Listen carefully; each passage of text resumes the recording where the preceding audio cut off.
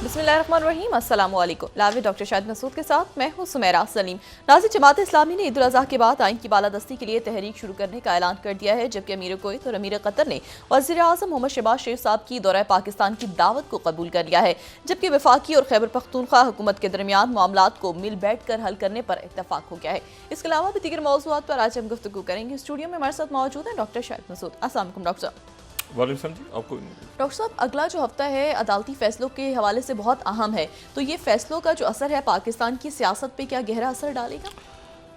बड़े अहम मुकदमात हैं और फिर उसके बाद बजट और जो माशी सूरत हाल हमारे सामने आ रही है। लेकिन मैं उस पर बात करने से पहले सिर्फ तलत हुसैन साहब जी, अल्लाह ताला उनके दर्जात बुलंद फरमाए, मैं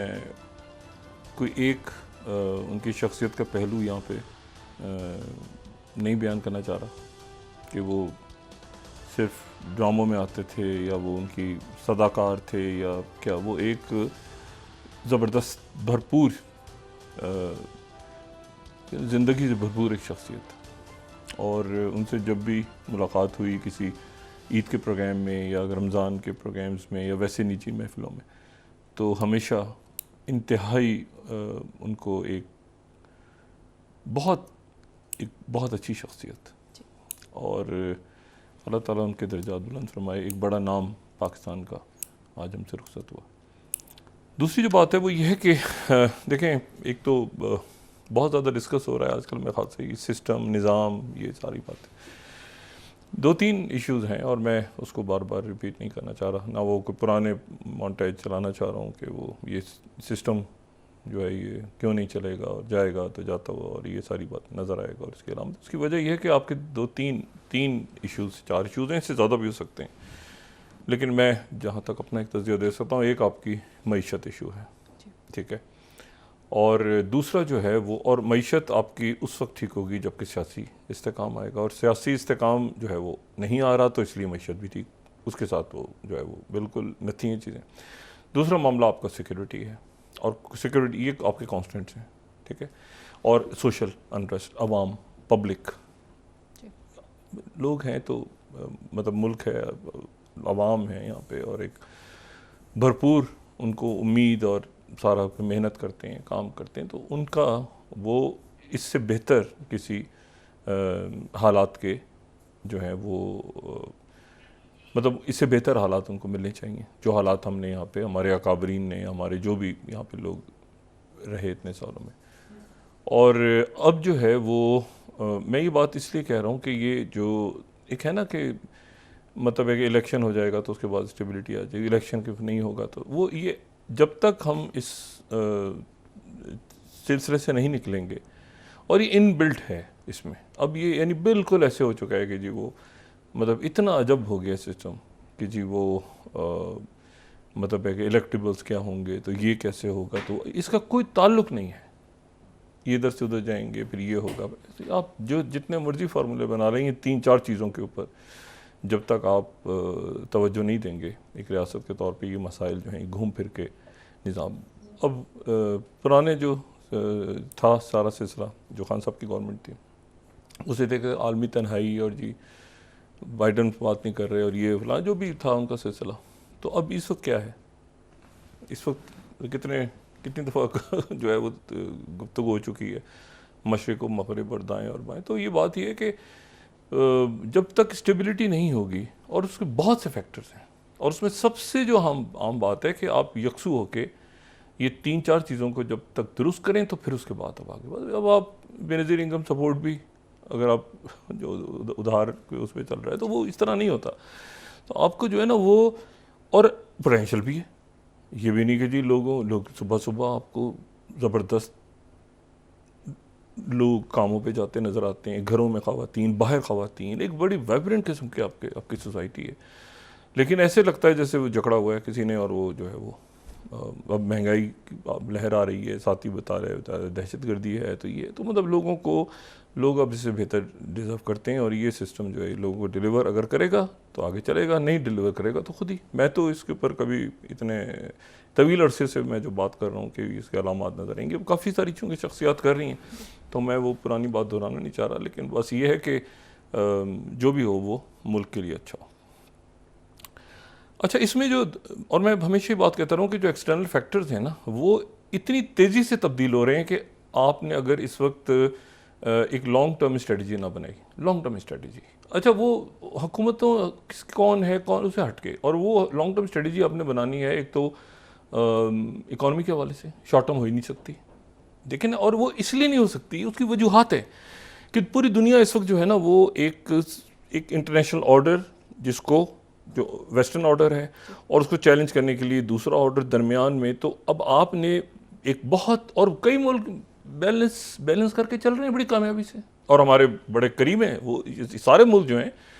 जो मुल्क बड़ा बैलेंस करके चल रहे हैं, यानी वो जैसे सऊदी अरेबिया है, कतर है,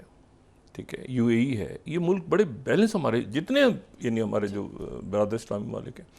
तो वो बड़ा बैलेंस करके अपने आप को चल रहे हैं। तो हमने जो है वो ब्रिक्स में भी आगे जाना है, हमने जल्दी जाना है, मतलब कोई बात, मतलब हमने कोई पोजीशन तो लेनी है ना दुनिया के अंदर, तो उसमें अगर हमने जाना है तो कैसे, क्या उसका तरीका होगा, और फिर उसके बाद सीपैक के मामला कहाँ आगे जाएंगे, आईएमएफ के, मतलब कहीं ना कहीं तो हमने एक संजीदा फैसले करने हैं, और ये संजीदा फैसले, संजीदा मतलब उसमें एक संजीदगी नज़र आए फैसलों में, बतौर कौम कि हम बात कर रहे हैं तो जी सामने वाले जो है वो हमारी बात को सुन भी रहे हैं, समझ भी रहे हैं, और हम मैसेज किस तरह कन्वे कर रहे हैं, और फिर लोगों के साथ हमारा जो हमारी एलीट है उसका कनेक्शन लोगों के साथ, आवाम के साथ कितना है। तो ये जो दो चार, और सिक्योरिटी के इशू, ये मतलब ये सारे जो हैं ये इंटरलेट, और सबसे बड़ा कि सोशल अनरेस्ट, आवाम कितना अब महंगाई और ये बातें, और बार रोज़ उनको कि ये ऐसे हो जाएगा, ऐसे हो जाएगा, उनसे एक दफ़ा जो है वो खुल के बात की जाए कि भाई ये इश्यूज़ हैं और बस ख़त्म। लेकिन वो जब देखते हैं कि भाई ऊपर तो एलिट कैप्चर, और जो 1.5 साल 2 साल 3 साल 10 साल से बातें हो रही हैं मुस्तकिल, तो वो फिर नीचे जो है वो लोगों में सोशल अनरेस्ट फैलता है, और वो मुख्तलिफ शक्लों में सामने आता है। अच्छा देखें, अच्छा एक सबसे बड़ी बात जो मैं इससे पहले कि ज़रा और गुफ्तगू लेके जाऊँ, कि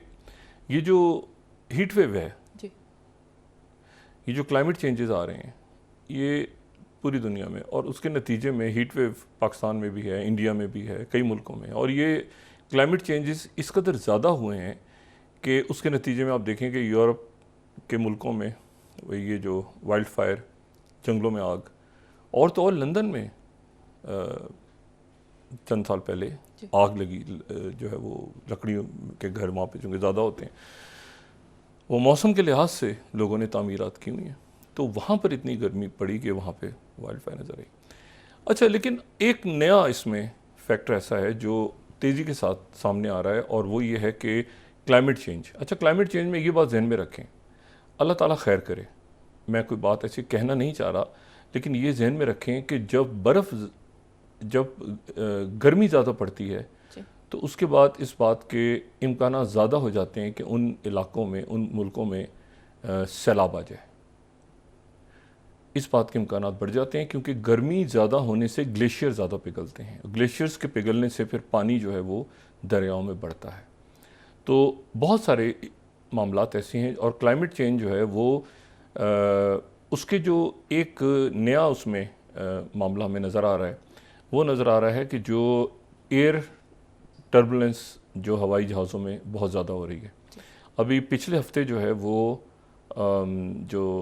एक सिंगापुर एयरलाइंस का तैयारा जो है सिंगापुर जा रहा था, जो कि लंदन से, और उसमें एक डेथ हुई, और वो अचानक जो है वो कई हज़ार फीट नीचे आ गया 3 मिनट के अंदर। आज जो है अभी कुछ देर पहले ये इतला आ रही है कि जी कतर एयरवेज़ का जो एक जहाज़ है उसको हंगामी तौर पे उसकी लैंडिंग हुई है, और ये जो है ये लैंडिंग हुई है उसकी डबलिन आइलैंड, और ये मैं यहाँ बीबीसी को कोट कर रहा हूँ 19th और 18th। अच्छा, ये जो है ये टर्बुलेंस आई, और उसके नतीजे में 12 लोग वहाँ पे ज़ख्मी हैं। ये स्काई, अच्छा ये फिर वही बात है कि ये वहाँ पर इमरजेंसी सर्विसेज और जहाज़ की one of the best airlines, ये जो कतर एयरवेज़ है ये भी, और जो सिंगापुर एयरलाइंस है ये भी, वन बेहतरीन एयरलाइंस में, और इनमें टर्बुलेंस दोनों में, एक में तो एक, और यहाँ पर जो बयान हो रहा है वो ये हो रहा है कि जी वहाँ पे जो है एक्सट्रीम टर्बुलेंस आई, और ये जो है ये मतलब है कि अल्लाह खैर करे, लेकिन ये जहाज़ जो बने हुए हैं ये भी ज़ाहिर है कि ख़ास क्लाइमेट के हवाले से और ख़ास मौसम होंगे और किस तरह से बोइंग तैयार है ज़बरदस्त, लेकिन टर्बुलेंस के नतीजे में वो बिल्कुल उनकी हंगामी लैंडिंग्स हुई और उसमें कोई इससे ज़्यादा नुकसान नहीं हुआ। अच्छा, अब इसमें जो 2-3 बातें आज हैं बड़ी तेज़ी के साथ तब्दीलियाँ हो रही हैं और मैंने कहा कि उन पर नहीं नज़र रखेंगे तो फिर हम ये मुल्क के अंदर जो मामलात हैं सारे उसमें हम उलझे रहेंगे। पहली बात तो ये है कि जो गज़ा में जिसके हवाले से मुज़ाकरात पेरिस में हुए, वहाँ पे मोसाद के जो है वो चीफ़ पहुँचे, फिर CIA चीफ़ पहुँचे, फिर उसके बाद जनाब 5 अरब ममालिक जो हैं उनके उन्होंने मुलाकात की और वो मुलाकात जो है वो उनकी सदर मैक्रों के साथ हुई और उसके बाद ये हुआ कि ये मुज़ाकरात शुरू हो जाएंगे किसी वक्त भी। और लेकिन पिछले 24 घंटों में एक अजब वाक़या हुआ है और वो अजब वाक़या ये हुआ कि तल अवीव के ऊपर 2 मामलात हुए। पहला मामला तो ये हुआ कि वहाँ पे जो अगर हम इसमें यहाँ पे देखें जाबलिया, तो जाबलिया का जो कैंप है, अगर हम ये कैंप्स पे नज़र डालें तो जाबलिया का जो कैंप है ये है शुमाली गज़ा में। तो शुमाली गज़ा में है जाबलिया का कैंप। शुमाली गज़ा में ये जहन में रखें कि सबसे पहले जो अस्करी कार्रवाई हुई थी वो शुमाली गज़ा में हुई थी। जनूब में तो रफ़ा पे तो अभी बात चल रही है ना, तो शुरू ये हुआ था जाबलिया से, यानी शुमाली गज़ा फिर मरकज़ी, ऐसे ही हम इसको फॉलो कर रहे हैं। अब ये हुआ कि जाबलिया में एक बड़ी तादाद में वहाँ पे जो है वो इस एक ऑपरेशन, अब ये जो बात है इसके बारे में अभी क्लैरिटी नहीं है, लेकिन बड़ा अजब वाक़या है। और वो ये है कि वहाँ पे एक जगह पे, वहाँ पे जाबलिया के इलाके में इसराइल की जो फ़ौज है वो एक ऑपरेशन करते हुए वहाँ पे दाखिल हो गई सुरंगों के अंदर, जो सुरंगें बनी हुई हैं, और वो जाहिर है कि वहाँ तो हो चुका है सारी। तो वहाँ पर जब वो दाखिल हो गई अंदर, अब ये हमास के जो तर्जुमान हैं अबू उबैदा, ये उनका कहना है और उन्होंने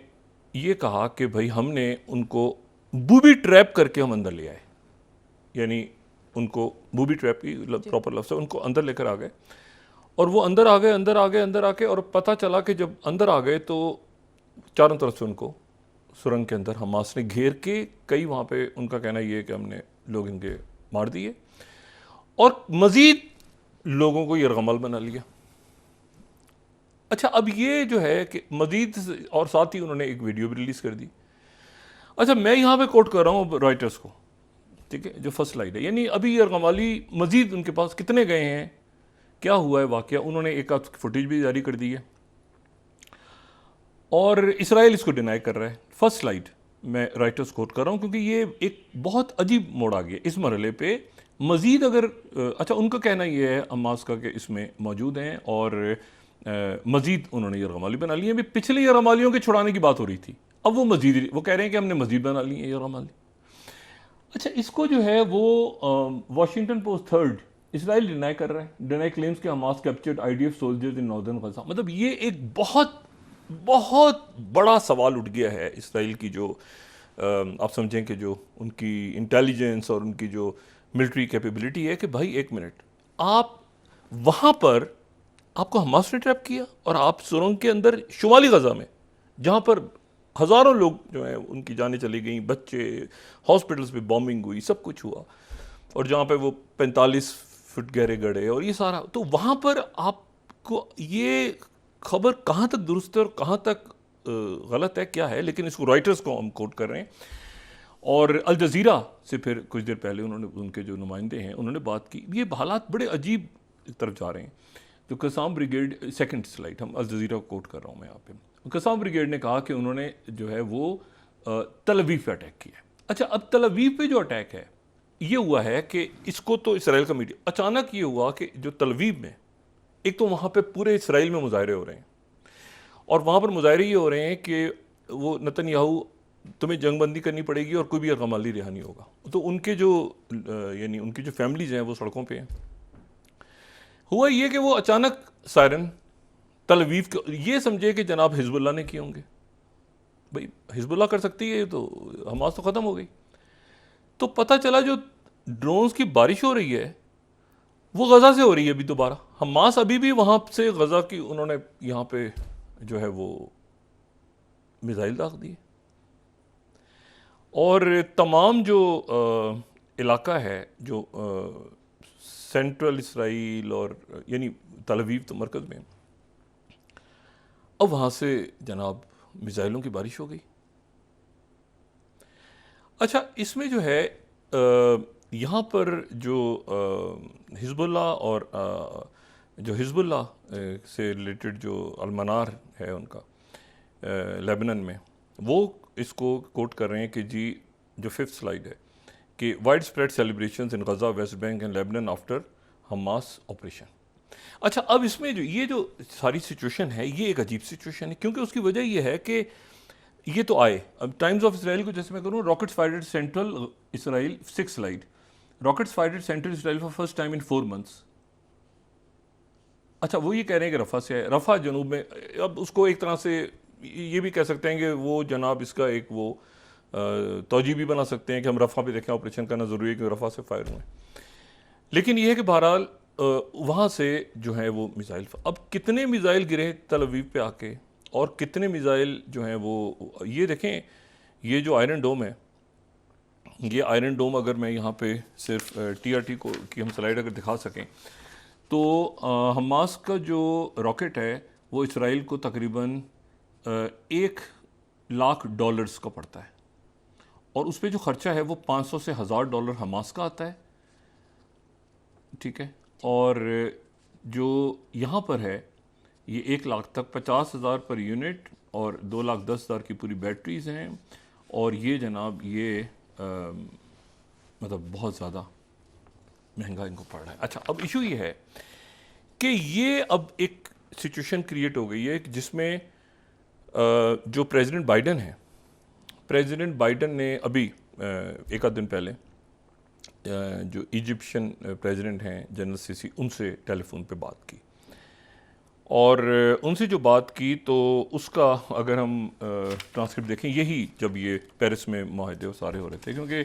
बात करना इसलिए ज़रूरी था कि पहली दफ़ा ऐसा हो रहा था कि इजिप्ट ये कह रहा था कि हम माहदा ख़त्म करके, और बिल्कुल, और वहाँ पे ख़ास तौर पे जो रिपोर्ट्स आई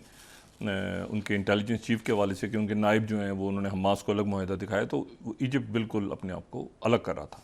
प्रेसिडेंट बाइडन ने इस मरहले पे फ़ोन पे बात की, तो 22 अगर स्लाइड हम देखें तो ये 1-2 रोज़ पहले, तो प्रेसिडेंट बाइडन जो है वो जनरल सीसी को, प्रेसिडेंट सीसी को फ़ोन कर रहे हैं और उनसे कह रहे हैं कि एक तो ये है कि ये दोबारा जो है वो सिक्योर रिलीज़ होस्टेजेस और ह्यूमैनिटेरियन क्राइसिस सारा, और उन्होंने फिर जो है वो जनरल सीसी से बात आगे करके कमिटमेंट की, जो प्रेसिडेंट सीसी ने उनसे कमिट किया कि ठीक है हम यहाँ पे जो है वो जो एड के लिए दूसरे रास्ते हैं वो खोलते हैं, और उसमें उन्होंने फिर दोबारा जो है वो इजिप्ट की ये बात की कि वहाँ पे जो है वो इमीडिएट सीज़ फायर, और अगर इस पूरे हम स्टेटमेंट को देखें तो उसमें आगे हमें ये नज़र आएगा। लेकिन उसमें जो बात इंपॉर्टेंट बात थी वो ये थी कि वो एक तो कैरम शलोम, जो कैरम शलोम की जो जो ओपनिंग है, जो क्रॉसिंग है, अगर मैप पे देखें तो ये कैरम शलोम वो है जो कि थ्रू इसराइल जा रही है। रफ़ा तो बंद है अभी, लेकिन कैरम शलोम उन्होंने कहा कि जी जो है वो कैरम शलोम खोल दी जाए, और साथ उन्होंने प्रेसिडेंट बाइडन की फुल कमिटमेंट, अगर लास्ट लाइन इसकी देखें, इसके आगे अगर हो तो हम उसको भी पढ़ लेंगे, तो प्रेसिडेंट बाइडन ने पूरी कमिटमेंट कहा कि हमारी पूरी मुकम्मल कमिटमेंट है कि वही कि कंप्लीट इमीडिएट सीज़ फायर का लफ्ज़ उन्होंने इस्तेमाल किया हुआ है, और साथ उन्होंने कहा हुआ है कि जो है वो दोबारा जो सीनियर टीम कायरो जाएगी अगले हफ्ते डिस्कशंस के लिए, और ये है कि प्रेसिडेंट बाइडन ने शुक्रिया अदा किया efforts from the Egyptian side, और जो भी सारे मामला था गए, ठीक है। और फिर उसके बाद उन्होंने दोबारा hostages, immediate and sustained cease fire in Gaza, ठीक है। ये प्रेसिडेंट बाइडन की जो लेटेस्ट गुफ्तगू हुई वो ये है। अच्छा, अब इसमें जो सिचुएशन क्रिएट हुई है वो ये है कि अब इस मरहले पे जब ये एक बहुत ही शॉकिंग इसराइली आर्मी के लिए और इंटेलिजेंस के लिए मामला है कि मतलब कई महीने गुजर गए, और कई महीनों के बाद जो है वो हमास ने वहाँ से इस मरहले पे 2 बातें की। एक तो ये कि जो राइटर्स कह रहा है कि उनके पास मज़ीद कमाली चले गए, उन्होंने बूबी ट्रैप किया है, इसराइल डिनाई कर रहा है। अब इस मरहले पे अजीब सी बात होगी अगर वो फुटेज उनकी रिलीज़ कर दें, ठीक है, और वो उसके नतीजे में एक बड़ा अजीब सा मामला हो जाएगा। मैं आपको ये बताऊं कि जो डेड बॉडीज़ हैं वो भी एक दूसरे से ये इतने तल्ख ताल्लुकात हैं कि जो मुज़ाकरात हो रहे हैं उसमें 2014-2016 में जो डेड बॉडीज़ हैं, डेड बॉडीज़ को भी एक से दूसरी तरफ निगोशिएट हो रहा है कि जी डेड बॉडीज़ वापस किस मरहले पे होंगी। डेड बॉडीज़ भी रखी हुई हैं, मतलब ये आप ज़रा अस्पताल देखें, यानी उस तलखी का और कशीदगी या जो भी दुश्मनी है उसका आप अगर लेवल देखें तो ये है उस वक्त वहाँ पे कि डेड बॉडीज़ भी कभी नाम इंक्लूड है कि वो रिमेन्स वापस की जाएंगी या नहीं, वो किस मरहले पे वापस होंगी। 2014-2016 इस तरह से। अब इशू ये है कि ये तो सारी बात हो गई वहाँ पे। ये ओपनिंग से जो है करम शलूम ओपनिंग से आज 200 ट्रक गज़ा में दाखिल हुए एड के, उसमें अमेरिकन एड है, बाकी जो दुनिया भर से एड आ रही है सारी, वो सारी मौजूद है, वो सारी एंटर हो गई। लेकिन इस मरहले पे ये बड़ा शॉकिंग है कि ये जो अटैक हुआ है इसराइल के ऊपर, तो यानी बिल्कुल इसका मतलब है, तो अब थोड़ी देर पहले जो है, कुछ देर पहले वो 3 लोग हैं ना, नेतन्याहू, गैंस और गैलेन। तो गैंस तो मिनिस्टर हैं, वो तो मतलब मिनिस्टर बे महकमा हैं जो कि कह चुके हैं कि मैं 8 जून तक अलग हो जाऊंगा और ये सारी सूरत है। लेकिन गैलन तो उनके वज़ीर दिफ़ा हैं, तो ये जंगी काबीना बनी हुई है। अब गैलन जो है वो ख़ुद जो वज़ीर दिफ़ा हैं वो ख़ुद जनाब वहाँ पे उन्होंने दौरा किया जनूबी गज़ा का यानी रफ़ा का, और उन्होंने ख़ुद, क्योंकि ये एक अजीब सूरत हाल पैदा हो गई है कि भाई वहाँ पर इस वक्त क्या, मतलब इतने अरसे में क्या है, मतलब वहाँ पे हमास भी मौजूद है अपनी जगह, याहिया सिनवर नहीं मिले, मोहम्मद दैफ नहीं मिले, वहाँ पर उनकी क़यादत आपको मतलब बिल्कुल एक अजीब सी बात है। तो वो जो, और उन्होंने फिर जनाब वो ये कह रहे हैं कि हमने ऑपरेशन किया, और राइटर्स भी कह रहा है, डिनाई भी कर रहा है इसराइल वाशिंगटन पोस्ट को, लेकिन क्या मज़ीद लोग चले गए हैं उनके बेगमाली, तो फिर तो एक अजीब सूरत हाल बनेगी वो। अच्छा, इसमें जो प्रेसिडेंट बाइडन ने प्रेसिडेंट सीसी को फ़ोन किया, क्योंकि वो जो CNN की रिपोर्ट आई थी, और वो जो इंटेलिजेंस चीफ वो पेरिस नहीं गए थे, वो पेरिस नहीं गए थे, दूसरे इजिप्शियन जो काम थे वो गए थे, उनके जो इंटेलिजेंस चीफ जो कि मैंने कहा बहुत इंपॉर्टेंट रोल प्ले कर रहे हैं इस पूरे एग्रीमेंट में। अब इशू ये हुआ है कि वो जो है वो जाहिर है कि अगला जो राउंड है वो इजिप्ट में हो रहा है, यानी प्रेसिडेंट बाइडन ने फ़ोन पे ये बात की प्रेसिडेंट सीसी से कि अगला राउंड आपके यहाँ होगा गुफ्तगू का, मतलब ताकि ये जो बात हो रही है कि मतलब क्योंकि इतना वहाँ के मीडियम CNN में और बाकी जगहों पे बात आना शुरू हो गई थी कि जी मुआहदा तब्दील करवा दिया इजिप्ट ने, और ये सारा इजिप्ट भी अपने आप को अलग कर रहा था जिस तरह कतर कर चुका है, लेकिन जाहिर है कि फिर उसके बाद हालात बहुत बहुत किसी और रुख पे चले जाते। इसमें जो है अब ये अगला जो राउंड है गुफ्तगू का वो अगले 24-48 घंटों में शुरू हो रहा है काहिरा में, यानी अब सब काहिरा ही उसी जगह जाएंगे जिस जगह के बारे में जनाब इन्होंने ये सारी गुफ्तगू की थी कि भाई वहाँ पे डबल गेम हो रहा है और ये हो रहा है। और मैंने आपसे कहा ना कि ये जो इजिप्ट और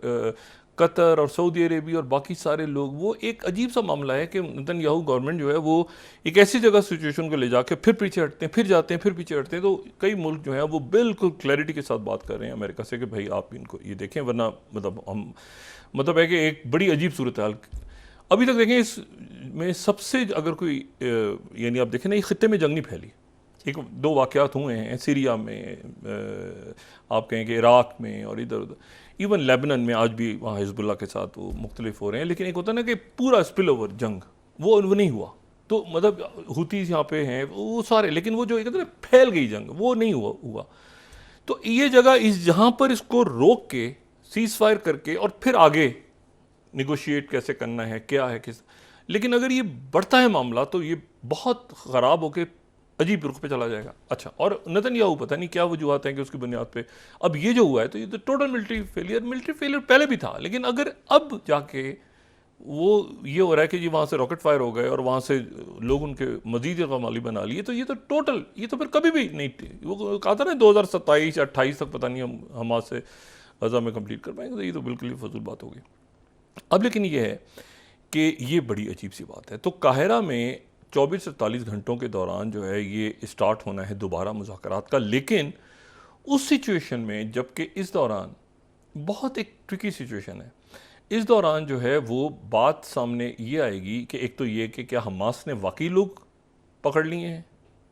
इसराइल के मजीद रमाली बना लिए फौजी,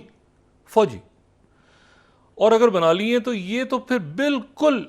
आप समझें कि मिलिट्री फेल, बहुत खौफनाक सवाल उठेगा। मिलिट्री फेलियर भी नहीं, इससे भी कोई बड़ा लफ्ज़ इस्तेमाल होगा कि वो बूबी ट्रैप करके हमास वाले अंदर ले गए और गार के अंदर वो जो बात कर रहे हैं कि जी छोड़ के जाओ, जाब लिया वो नॉर्थ में। दूसरी जो बात है कि तल अवीव के ऊपर जो है वो मिसाइल फायर हुए। अच्छा 8 तो कि ये खुद कह रहे हैं ना कि 8 हमारे ऊपर जो है वो ये मिसाइल फायर हुए हैं, लेकिन मसला ये है कि ये मिसाइल अगर फायर हुए हैं तो ये तो फिर एक बहुत अजीब सी, अच्छा साथ ही वो यरूशलेम पोस्ट कह रहा है कि new IDF iron dome battalion made operational during war. ये इशू नहीं, इशू ये है कि वो मतलब उनकी कैपेबिलिटी तो अभी तक मौजूद है, और आपने मतलब वहाँ पे लोग जो इंसानी जानें गई हैं, जो शहीद आपने कर दिए हैं लोग, तो वो तो अपनी जगह पे, तो मिलिट्री उनकी कैपेबिलिटीज तो अपनी जगह मौजूद है। इतना सा गजा है छोटा सा, ठीक है, और वो चारों तरफ से वो घिरा हुआ, एक तरफ पानी है, चारों तरफ से वो दुनिया की तो ये एक बड़ी अजीब सी सूरत हाल बनी। बहरहाल तो ये मामला जो है ये, और इसी दौरान जो मैंने आपसे कहा था कि सऊदी अरेबिया जो है वो अमेरिका के साथ बाइडेन इंतज़ामिया जब आई थी, तो बाइडेन इंतज़ामिया ने आने के बाद जो है वो जो सबसे बड़े बड़े पंगे लिए उसमें एक ये था कि सऊदी अरेबिया और बाकी मुल्कों के साथ ताल्लुकात को ख़राब करना। और ये आप जहन में रखें कि ये वही सूरत हाल थी जब यूक्रेन की जंग छिड़ी तो बाइडेन आ रहे हैं कि जी आप यहाँ पे आके ऑयल ओपेक प्लस आगे पीछे दाएँ, वो बात बनी नहीं। लेकिन मैं सिर्फ वक्फे में जाने से पहले मैं फाइनेंशियल टाइम्स को सिर्फ एक स्लाइड दिखा के उस वक्फे में जाते हैं। ये 12th स्लाइड की US expected to lift ban on sales of offensive weapons. Defence pact हो रहा है सऊदी अरेबिया US का, लेकिन इस शर्त पे हो रहा है कि इसमें इसराइल नहीं है। ये Saudi Arabia US direct बायलिटरल arrangement है। अब इसमें इसराइल, सऊदी अरेबिया की कंडीशन है कि इसराइल जो है वो 2 रियासती सोल्यूशन की तरफ जाएगा। तो अब वही प्रेसिडेंट बाइडेन जो बात ही नहीं करते थे, वो अब उनका चूंकि इलेक्शन और डॉलर अपा पड़ा हुआ है और ये समझ नहीं आ रहा कि क्या करना है इन जंगों का, फॉर एवर वॉर जो एक नहीं 2-3 और छिड़ दी उन्होंने, तो वो अब सऊदी अरेबिया के साथ वो बायलेटर, लेकिन वो लिंक्ड सऊदी अरेबिया ने अलग बायलेटर, उसका कोई ताल्लुक ये नहीं है कि जी इसराइल के ऊपर जो है वो बड़ी वाज़ेह पॉलिसी है सारे मुल्कों की। वक्फा लें, उसके बाद बात करते हैं। नाज़रीन वापस आते हैं एक छोटे से ब्रेक के बाद।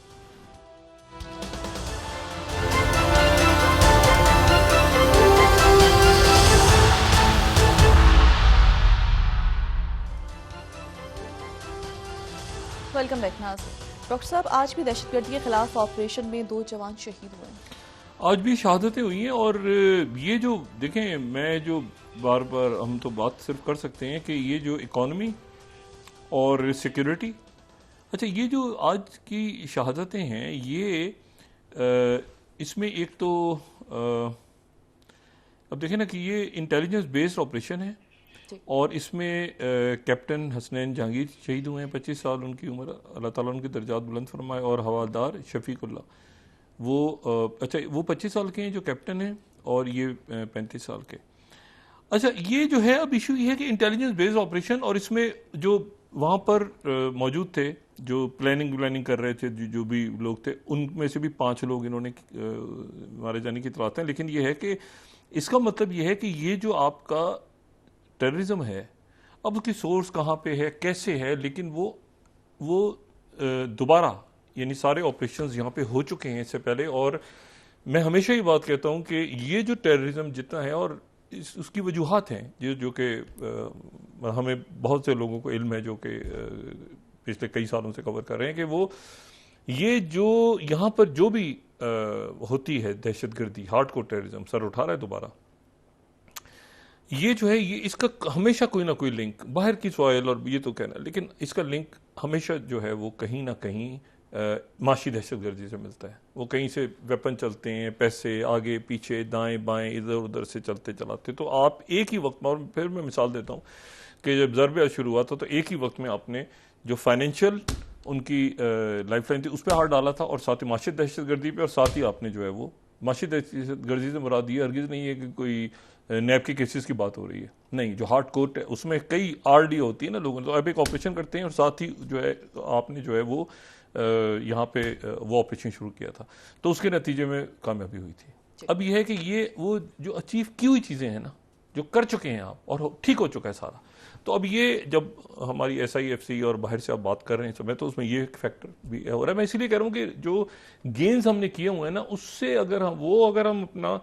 ट्रक छोड़ेंगे तो फिर मामला जो है वो हाथ से निकल जाएंगे। तो ये हमें देखना है बहैसियत कौम के क्या वो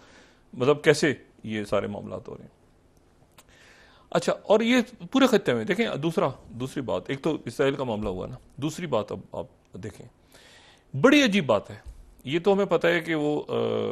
खरकेव के ऊपर ऑपरेशन जो है वो यूक्रेन में वो तेज हो गया रशिया का। अब अगले महीने जो है वो 15 तारीख को स्विट्जरलैंड में एक जो है वो कॉन्फ्रेंस हो रही है। तो आज जो है वो प्रेसिडेंट ज़ेलेंस्की का ने एक वीडियो पैगाम अपने जारी किया, और मैं उसको मतलब वो मुझे बिल्कुल, मैं उस पर कोई कमेंट क्या करूं। मतलब वो उन्होंने ये बात की है कि उसमें, यानी अब CNN को कोट कर रहा हूं, 11th स्लाइड, वो कह रहे हैं इसमें चाइना है। ये जो फड्डा ये छेड़ा किसने था?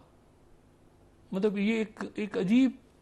एक उनका मुतालबा है। 11th स्लाइड हम दिखाएं CNN। मतलब चाइना जो है वो अगली समिट में आए, और फिर उन्होंने जो है वो चाइना को कहा है कि वो ज़रूर आए, प्रेसिडेंट शी जिनपिंग आए, और ये अपनी जो है वो लीडरशिप दिखाएं वहाँ पे। शी जिनपिंग भी और प्रेसिडेंट बाइडेन भी, ये अल अरबिया को मैं कोट कर रहा हूँ, ठीक है, पीस समिट में। अच्छा, ना प्रेसिडेंट बाइडेन ने आना है, अभी तक तो कोई हमारे पास इतना नहीं है कि वो जून में उन्होंने यहाँ पे आना है स्विट्जरलैंड में, ना हमारे पास इतला है कि उन्होंने जो है शी जिनपिंग जो चाइना के, मगर ज़ेलेंस्की सा जो है वो अब चाइना से कह रहे हैं कि आप इन्फ्लुएंस यूज़ करें। देखिए ना, वो मसला ये है कि अजीब, और प्रेसिडेंट पुतिन की तरफ से वो डिनाइल नहीं आया अभी तक। वो जो बात हुई थी कि जी उन्होंने कहा है कि मैं सीज फायर फ्रंट लाइन्स पे करने को तैयार हूँ, लेकिन पिछले 24 घंटों में मजीद बॉम्बिंग हुई है मुख्तलिफ इलाकों में, शॉपिंग मॉल्स में, इधर उधर वो जो उनके यूक्रेन में। अब इशू ये है सारा कि ये वो जंग भी खत्म होनी चाहिए, किसी कोई ना कोई पीस एग्रीमेंट होना चाहिए, और ये जंग तो इमीडिएट सीज फायर, और उसके बाद पहले तो सीज फायर होना जो ये गजा में, और फिर निगोशिएशन आगे बढ़े। अच्छा, लेकिन इसमें मैं आपको सिर्फ ये बात बताऊं कि ये यानी इनको फॉरएवर वॉर्स, ये जो है ना यूक्रेन वाला मसला, ये अभी सीज फायर भी होगा, सब कुछ, ये वो है जो चलता रहेगा हमेशा। ये जो बॉर्डर्स के और ये जो इश्यूज हैं सारे, आर्मीनिया, अजरबैजान, 100-200 साल पुरानी हिस्ट्री, फिर वो मतलब आप इसमें कहाँ जाके खत्म हो गई है किसी को नहीं, लेकिन एक सीज फायर, एक पीस एग्रीमेंट जैसे तैसे करके। और ये जो सारी सूरत हाल बनी हुई है इस वक्त, इसमें आपको बज़ाहिर बिल्कुल एक अलग से एक खबर है, आपको इररिलेवेंट सी नजर आएगी, लेकिन मैंने कहा हर चीज दुनिया में आपस में इंटरकनेक्टेड है। देखें सूडान जो है, अब आप कहेंगे सूडान बीच में कहां से आ गया, लेकिन सूडान जो है, मैं यहाँ पे सूडान को कोट कर रहा हूँ, सूडान के मीडिया को, ठीक है, और ये बज़ाहिर इसकी कोई इंपॉर्टेंस लोगों के नज़दीक नहीं होगी, सूडान टू सॉलिडिफाई, लेकिन ये बहुत इंपॉर्टेंट, 23rd, ये इतनी इंपॉर्टेंट है, उनके मीडिया को मैं कोट कर रहा हूँ। देखें, ये है ये वो जगह है जिसका वो जिक्र कर रहे हैं कि सूडान वहाँ पे टाइज अपनी मजबूत कर रहा है रशिया से, रेड सी बेस उनको दे रहा है, ठीक है। अच्छा, और रशिया के जो प्रेसिडेंशियल एनवॉय हैं, उन्होंने वहाँ पे दौरा किया है, एड देने की बात की है वहाँ पे वगैरह वगैरह। ये वो जगह है, ये ध्यान में रखें कि ये हम बात कर रहे हैं रेड सी की। ये वो जगह जहां पर सूडान, जहां पर रशिया से बात हो रही है सूडान की, ठीक है, मतलब फ्रॉम रशिया विद लव वाली जो बात है, तो वो जो रशिया सूडान पे, ये वो जगह है जहां पर पूरी दुनिया की बेसिस अफ्रीका है, ठीक है। यहाँ पे फ्रांस भी है, यहाँ पे जबूती के ऊपर हम बहुत डिस्कस कर चुके हैं यहाँ पे, और अब इसकी जब से ये गजा का बुरान शुरू हुआ है, तो ये दुनिया को और पता चला है कि भाई ये कितना इंपॉर्टेंट है यहाँ पे बेसिस लेना और सारा। अब मामला ये है कि वो जो सूडान है, अगर आप नक्शे में देखें बिल्कुल ऊपर सूडान नजर आ रहा है, तो सूडान जो है उसने रशिया से कहा है। अब बिल्कुल ऑपोजिट जो है, अच्छा सऊदी अरेबिया जो है, वो एक वक्त में सऊदी अरेबिया थोड़ा सा ये था कि रशिया को, ये उस वक्त की यानी चंद साल पहले की जब वो ज़्यादा, तो सऊदी अरेबिया का ये था कि सूडान थे, लेकिन अब सऊदी अरेबिया जो है उसने एक ऐसी पोजीशन ली हुई है कि रशिया और वो अमेरिका की बिल्कुल एक बैलेंस उसमें। तो सऊदी अरेबिया ने इतराज़ नहीं किया, तो वो पहुंच गया, रशिया पहुंच गया, रशिया सूडान के अंदर बेस ले रहा है। अब यहाँ पर बेसिस लेना, चाहे वो सोमालिया हो, चाहे एरिटेरिया हो, चाहे वो जो है सोमाली लैंड हो, चाहे कोई माने, यहाँ पर बेसिस वाइटल है। अफ्रीका, अब अफ्रीका में एक तो वो जो कू बेल्ट है साहिल के मुल्कों में, वो प्लस ये कि रशिया यहाँ पे, क्योंकि उसकी वजह, और असल मामला जो है ये ध्यान में रखें कि असल मामला जो होना है, जो फाइनल जिसके बारे में वैसे तो मुझे नहीं पता कि क्या वो किस तरह से होगा, लेकिन वो यूएस चाइना है। अब दरमियान में उसमें अफ्रीका भी है। अफ्रीका मुझे नहीं पता कि ये किस तरह, अब उन्होंने जनाब वो दरमियान में वो भी किए हैं अपनी एक्सरसाइजेस, 2 दिन की ताइवान की बिल्कुल चारों तरफ से इंसर्कल करके। अब जरा बेसिस देखें, बाहर की दुनिया की बेसिस हैं, इसमें से कई, ये थोड़ा सा मेरे ख्याल से मैप जरा पुराना हो गया है, तो इसमें जो कई बेसिस हैं जो फ्रांस की बेसिस हैं वो तो अब खत्म हो गई हैं, ठीक है। नहीं, मेरे ख्याल से ये कू होने से पहले का ये मैप है, तो फ्रांस की यहाँ पे अब नहीं है जो बेसिस हैं, वो तो वहाँ से निकल गया। अमेरिका का भी वहाँ से जो एग्जिट हो गया बेसिस का। लेकिन ये जो सारी पिक्चर बन रही है, अब उसमें यह है कि इतना स्ट्रेच हो रहा है सारा मामला, और ये सबसे जो इसमें अहम बात है वो ये है कि अगर अब सीज़फायर नहीं होता और ये फैलता है मामला, अच्छा, लेकिन इस मरहले पे हमास भी अपनी जगह मौजूद है। ये एक स्ट्रेंज सी बात है, बड़ी अजीब सी। अब वो जो वहाँ पर जो उनके वजीर दिफा हैं, उन्होंने जो दौरा किया आज,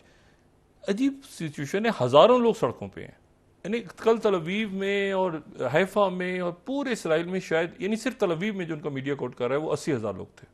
सिर्फ तल अवीव की सड़कों पे, जो नेतन्याहू के खिलाफ मुजाहरे हो रहे थे कि यहाँ से जाओ और तुम जंग भी हारोगे और तुम जो है वो मुज़ाकरात भी नहीं कर पाओगे और हमारे जो यरगमाली हैं वापस लाओ, होस्टेजेस। इशू ये है कि इसको अब जो इमीडिएट सीज फायर है, इमीडिएट सीज फायर और निगोशिएशन, उसकी तरफ तो पहले बढ़े। हमास कह रहे हैं कि अभी तक हमें इतला बाज़ाब्ता नहीं दी काहिरा ने, ठीक है, हमें काहिरा की तरफ से इतला नहीं मिली, और ये भी बड़ी अचानक, यानी अब देखें ना, ये कतर में नहीं हो रहे, ये उसी काहिरा में ही हो रहे हैं, क्योंकि काहिरा के ऊपर वो ब्लेम गेम हुआ, तो अब वो जनाब जाएंगे वहाँ पे, इसराइल के लोग भी जाएंगे और उनके इंटेलिजेंस चीफ ने भी, वो ये मुल्क बड़े स्ट्रेट पॉलिसीज लेके चल रहे हैं, ठीक है, बड़ी स्ट्रेट पॉलिसी कि भाई आपने बात की थी तो उनके फॉरेन मिनिस्टर तो गए, लेकिन बाकी लोग नहीं गए जो अरब मुल्कों के साथ। तो बात यह है कि अब इस पूरी पिक्चर में ये अगले चंद रोज़ हमने अपने आप को संभालना है। पाकिस्तान में इकॉनमी, टेररिज्म, सोशल अनरेस्ट और वो चीज़ें जो हमने गेन कर ली हुई हैं उनके ऊपर हमने, यानी सफारती महाज, ब्लॉक्स दुनिया में बन रहे हैं कहाँ से कहाँ, तो उसमें हमने एक स्ट्रेटेजाइज करके ना चीज़ों को, रियासत है ना, बाकी वही जो मैं हमेशा कहता हूँ कि 6 से 7, 7 से 8, 8 से 9 वाली खबरों में अगर फंसे रहेंगे तो आप टैक्टिकल लेवल पे तो आप आगे, मतलब है कि रोज़मर्रा के मामूलात कर सकते हैं, लेकिन स्ट्रेटजी जहाँ होती है, ग्रैंड स्ट्रेटजी है, उसकी जो ऑप्शंस होते हैं, चीज़ें होती हैं, लार्जर चेस बोर्ड आप रख के सोचते हैं, तो वो फिर आप नहीं कर सकेंगे। फिर आप उसमें बहुत ज़्यादा जो है ना, वो आप फिर उसी में आपकी जो टैक्टिकल स्ट्रेटजी है वही फिर आपकी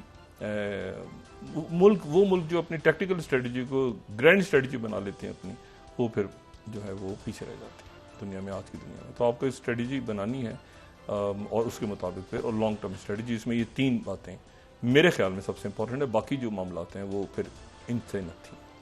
जी, बहुत शुक्रिया डॉक्टर साहब। नाज़रीन, इसके साथ ही आज का प्रोग्राम अपने इख्तिताम को पहुंचा। मुझे सुमेरा सलीम को इजाजत दीजिए। अल्लाह ने के बाद जी डॉक्टर साहब, अपने दोस्तों, रिश्तेदारों, गुरदोनवा के लोगों का सब ख्याल रखिएगा।